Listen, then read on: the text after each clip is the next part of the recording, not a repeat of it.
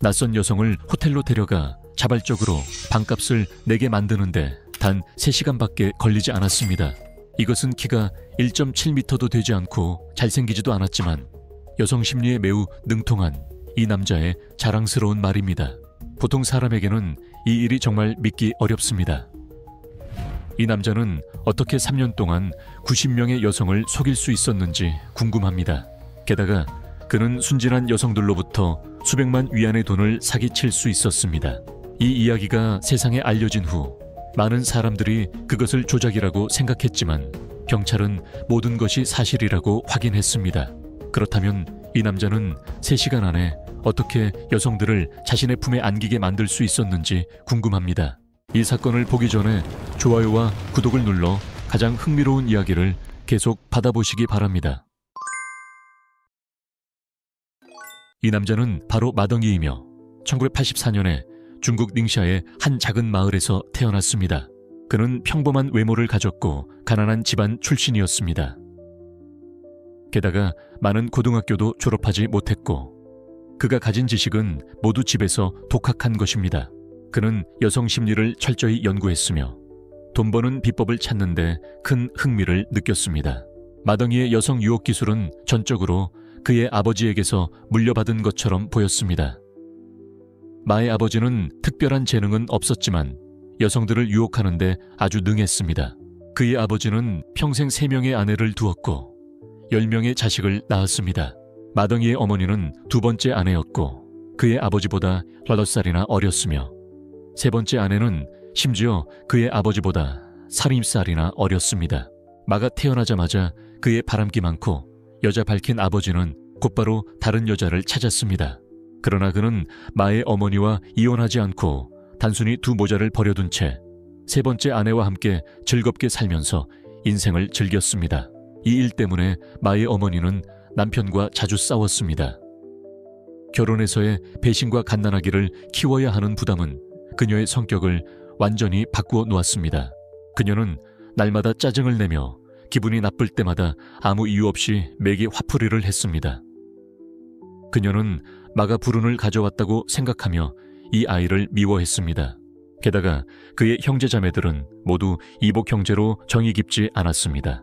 그렇게 마덩이는 누구에게서도 사랑이나 보호를 받지 못한 채 성장했습니다.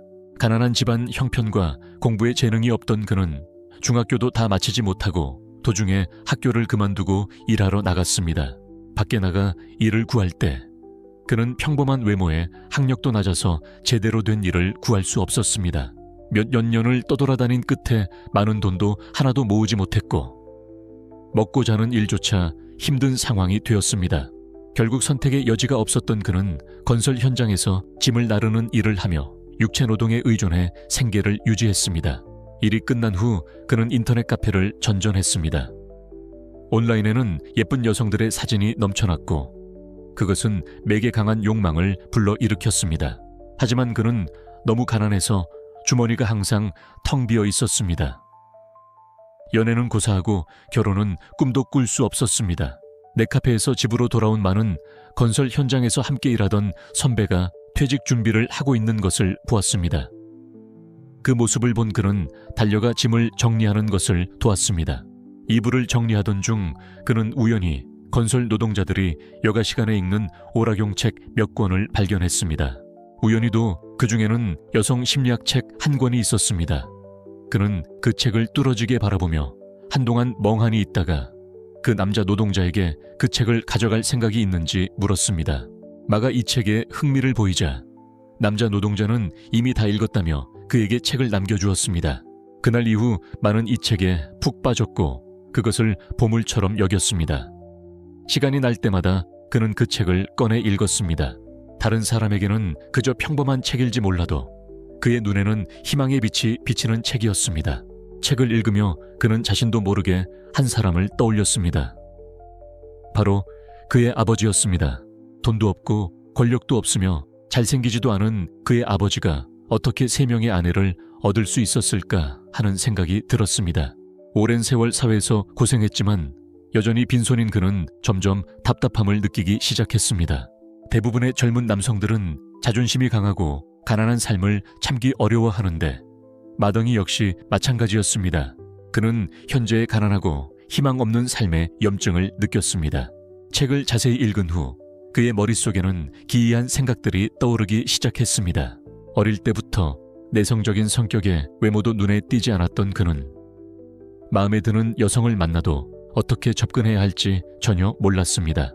많은 여성들은 그의 가정 형편을 알게 되면 피하거나 심지어 조롱하는 말을 하기도 했습니다. 자신의 약점이 말주변이 없다는 것을 깨달은 많은 변화를 시도했습니다. 그는 친구들과 동료들과 더 많이 대화하려 노력하며 화술을 연습했습니다. 퇴근 후 그는 다시 네카페로 달려가 여성 심리를 연구하고 온라인에서 여성들과 대화할 기회를 찾았습니다. 처음에는 단순한 대화만 나눴고 직접 만날 생각은 전혀 없었습니다. 벽돌만 나르며 사는 맥에 현실의 여성은 전혀 매력적으로 느껴지지 않았기 때문입니다. 오랜 기간 온라인으로 여성들과 대화를 나눈 끝에 그는 여성들이 남성보다 방어 심리가 약하다는 사실을 알게 되었습니다. 게다가 여성들은 동정심이 많고 쉽게 타인의 감정에 휘둘리는 경향이 있었습니다. 그 순간부터 그의 머릿속에는 미래의 삶에 대한 청사진이 그려지기 시작했습니다. 건설 현장에서 그는 더 열심히 일하며 남들보다 많은 돈을 벌기 시작했습니다.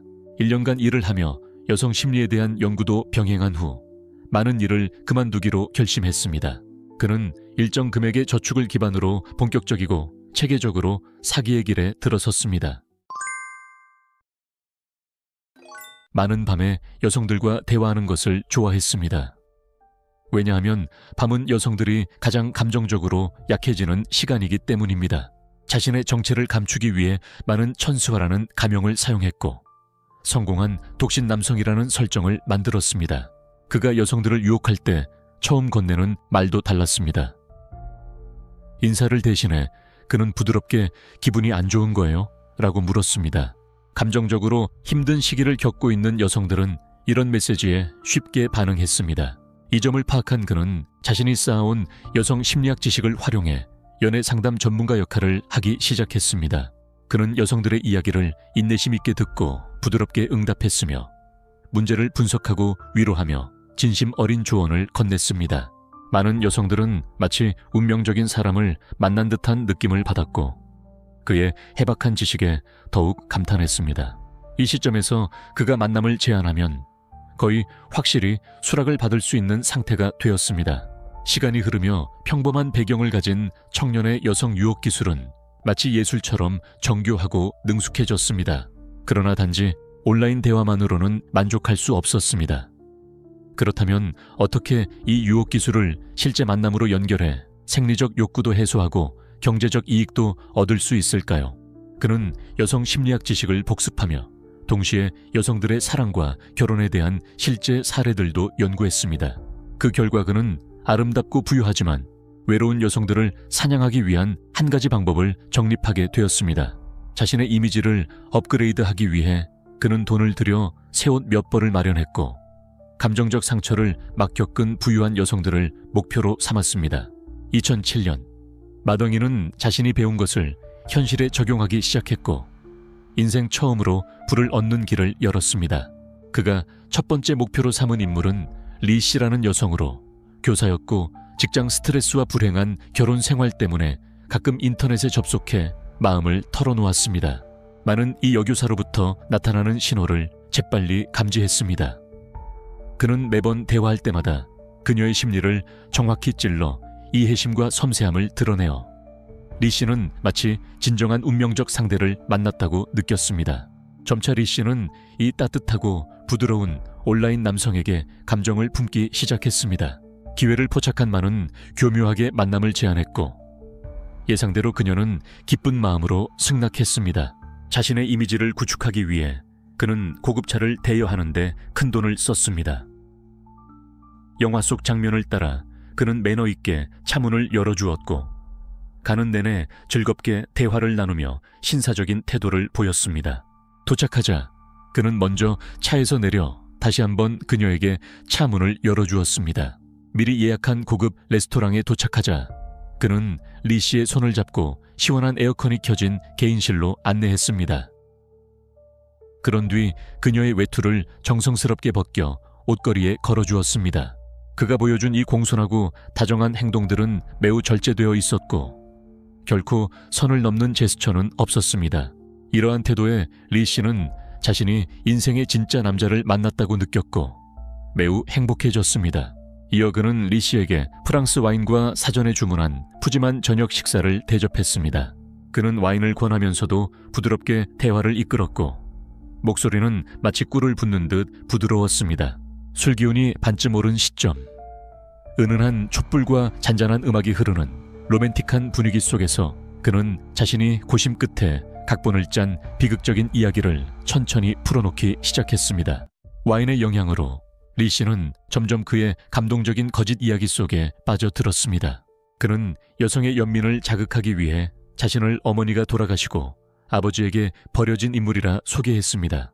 할머니는 가정부와 고물수거로 생계를 유지하며 홀로 손자를 키워야 했습니다. 그 소녀는 매우 철이 들어 학교 수업 외에도 할머니를 도와 고물을 주었고 조금 더 자라서는 아르바이트를 하며 공부에 힘썼습니다. 삶은 매우 고달팠지만 그는 결코 포기하지 않았고 부단히 노력한 끝에 결국 대학 입시에 합격했습니다. 졸업 후 그는 유명한 부동산 그룹에 입사하게 되었고 성실함과 뛰어난 실적으로 상사의 눈에 들어 지원을 받았습니다. 회사의 회장은 심지어 외동딸을 그에게 시집 보냈으며 사위로서 후계자로 삼기 위해 해외 유학도 보내주었습니다. 유학을 마치고 귀국한 그는 부동산 그룹의 부총경리로 임명되었습니다. 이 시점에서 그의 아내는 임신 중이었고 모든 것이 완벽해 보였지만 갑작스러운 비극이 닥쳐왔습니다. 아내가 교통사고로 세상을 떠났고 뱃속에 있던 아이도 함께 잃게 되었습니다.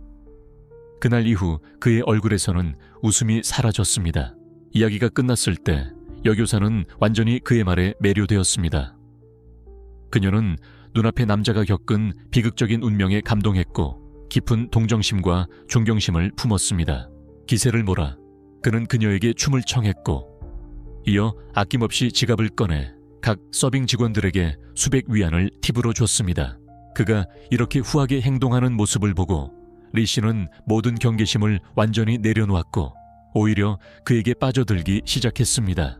술기운에 취한 상태에서 바로 그 여교사가 먼저 눈빛과 행동으로 친밀감을 원한다는 신호를 보냈습니다. 오랫동안 외로웠던 여성이 남성의 품을 갈망하고 있다는 사실을 잘 알고 있는 만은 자연스럽게 그 흐름에 따랐고 그녀와 함께 호텔로 향했습니다. 일이 끝난 후 그는 피해자가 아직 사랑의 도취에 빠져 있을 때를 틈타 오늘 카드 사용 한도가 초과되어 더 이상 인출할 수 없다고 속상한 척하며 거짓말을 했습니다. 남성에게 완전히 신뢰를 갖게 된 리 씨는 주저 없이 대신 호텔 요금을 결제했습니다. 그는 계속해서 달콤한 말을 건네며 그녀를 다정하게 달래고 칭찬하여 리 씨는 완전히 판단력을 잃었습니다. 기회가 무르익었다고 판단한 그는 유망한 프로젝트에 투자하고 싶지만 현재 회사가 자금 유동성에 어려움을 겪고 있다고 말했습니다. 의심 없이 리 씨는 바로 5만 위안을 건넸고 모든 것이 빈틈없이 매끄럽게 진행되었습니다. 아마도 리 씨는 그 남성에게 돈을 건넨 후 그가 세상에서 사라진 듯 연락이 두절될 거라고는 전혀 예상하지 못했을 것입니다. 그제야 그녀는 이 관계가 처음부터 끝까지 치밀한 사기극이었음을 깨달았습니다. 하지만 사랑과 돈 모두를 속았다는 사실이 부끄러워서 리 씨는 경찰에 신고조차 하지 못했습니다. 그 일을 계기로 그는 돈 버는 일이 너무 쉽다는 것을 깨닫고 사냥 범위를 넓혀 여기저기에 그물을 치기로 결심했습니다. 마덩이는 2007년부터 2010년까지 같은 수법으로 90명 이상의 여성을 속였습니다. 마덩이는 항상 같은 전략을 반복하며 성공한 사람처럼 위장하고 이야기 방식을 바꾸며 여성의 절친에서 연애 상담 전문가로 끊임없이 변신했습니다. 그는 여성들의 외모 중시, 외로움, 사랑받고 싶은 욕망을 교묘히 이용해 거의 모든 경우에 성공을 거두었습니다. 2008년 그는 활동 무대를 베이징까지 확장했고 그곳에서 대형 그룹의 부총경리 행세를 하며 고급 사교 클럽에서 돈을 아낌없이 쓰며 수많은 여성을 홀렸습니다. 그 여성은 몸뿐만 아니라 투자 명목으로 매개 돈까지 아무런 의심 없이 넘겨주었습니다. 하지만 그가 항상 성공한 것은 아니며 처음으로 실패를 맛본 곳도 바로 베이징이었습니다. 류 씨라는 교양 있는 여성은 머리가 비상하고 논리 분석에 능하며 강단 있는 성격을 지녔는데 데이트를 이어가는 동안 그의 말과 행동에 숨겨진 여러 모순점을 날카롭게 간파했습니다. 진실을 깨달은 그녀는 격분하여 그의 얼굴을 여러 번 사정없이 때렸습니다. 궁지에 몰린 그는 공황에 빠져 3층에서 뛰어내렸고 그 결과 팔이 부러졌습니다. 그럼에도 불구하고 그 사건은 그를 멈추게 하지 못했습니다. 오히려 그는 자신의 기술을 친구들에게 자랑하곤 했습니다. 한 푼도 들이지 않고 여성들을 유혹해 잠자리를 같이 하고 게다가 그들이 자발적으로 돈까지 주게 만들었습니다. 어느 날 그는 길거리 포장마차에서 친구들과 야식을 먹으며 술을 마시던 중 또다시 자신의 전과를 자랑하기 시작했습니다. 아마 술기운에 이성의 제어가 풀린 한 친구가 참지 못하고 그에게 대놓고 사기꾼이라고 욕을 퍼부었습니다. 공교롭게도 이 말이 근처를 순찰 중이던 경찰의 귀에 들어갔습니다. 마동이는 곧 경찰서로 연행되었고 결국 연애와 금전 사기 혐의로 10개월형을 선고받았습니다. 10개월의 형기를 마친 후 마동이는 조용히 고향으로 돌아왔습니다. 처음에는 마음을 고쳐먹고 정직하게 일하며 살아가려는 생각을 했습니다. 하지만 학벌도 없고 전문 기술도 없는 그에게는 건설 현장에서 계속 일용직 노동자로 일하는 것 외에는 선택지가 없었습니다.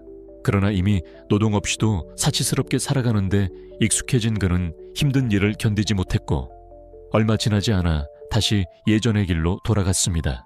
2010년 말 그는 청두로 향했고 위재라는 가명을 사용하며 한 대형 부동산 회사의 부총경리라고 자칭했습니다. 그는 익숙한 수법대로 고급 호텔과 사교 클럽에서 돈을 물쓰듯 쓰며 성공한 사람처럼 세련된 외모를 꾸며 빠르게 주목을 받았고 여러 사람들과 인맥을 쌓았습니다. 부동산 업계의 한 사장이 위재에게 먼저 다가왔지만 얼마 지나지 않아 그는 여러 가지 수상한 점들을 발견했습니다. 위재는 부동산 분야의 기본적인 지식조차 제대로 알지 못했고 호텔 비용도 자주 여성들에게 대신 내달라고 했습니다. 이 사람이 사기꾼일 수 있다는 의심이 든 사업가는 곧바로 경찰에 신고했습니다. 체포된 이후에도 위재는 계속해서 거짓말을 늘어놓으며 끝없이 변명만 했습니다. 그러나 수사 과정에서 경찰은 그가 바로 인터넷에서 악명 높은 연애 사기꾼 마덩이라는 사실을 밝혀냈습니다. 이로써 청두경찰서는 그의 또 다른 수많은 사기 사건을 추적해냈고 이번에 마덩이는 징역 4년 2개월형을 선고받았습니다. 하지만 두 번째 체포 이후에도 그는 전혀 뉘우치지 않았고 출소 후 생계를 유지할 방법이 없자 또다시 사기의 길로 돌아갔습니다. 2016년 많은 상하이로 향했습니다. 이곳의 한 기업에서 일하는 여성 고위임원 우씨 역시 그의 소나귀에서 벗어나지 못했습니다. 단 500위안만 들여마는 그 여성을 유혹해 잠자리를 함께했고 이후 그녀에게서 40만 위안을 사기쳤습니다. 우씨는 30대 초반의 여성으로 명문대를 졸업하고 하루 종일 바쁜 업무에 시달리고 있었습니다. 그녀는 부모로부터 결혼 재촉을 자주 받았고 가정의 압박으로 인해 연애가 순조롭지 않아 마덩이 같은 노련한 사기꾼의 감정 함정에 쉽게 빠졌습니다. 상대의 약점을 정확히 꿰뚫은 그는 자신을 우씨가 이상형으로 여길 만한 인물로 위장했고 외지의 회사에서 온 임원이라 소개하며 통 크고 유머러스하며 삶을 즐길 줄 아는 사람처럼 행동했습니다. 함께 저녁 식사를 마친 후 그는 무심한 듯 종업원에게 500위안의 팁을 주었고 이 행동은 그녀에게 더 큰 호감을 안겨주었습니다. 그는 이어서 다양한 핑계를 대며 예전과 같은 수법으로 사람과 돈을 동시에 속이기 시작했습니다.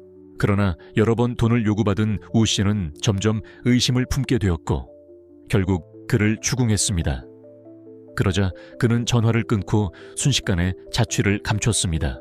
곰곰이 확인한 끝에 우 씨는 자신이 그에게 큰 돈을 송금했음을 알게 되었고 분노와 상처로 경찰에 즉시 신고했습니다.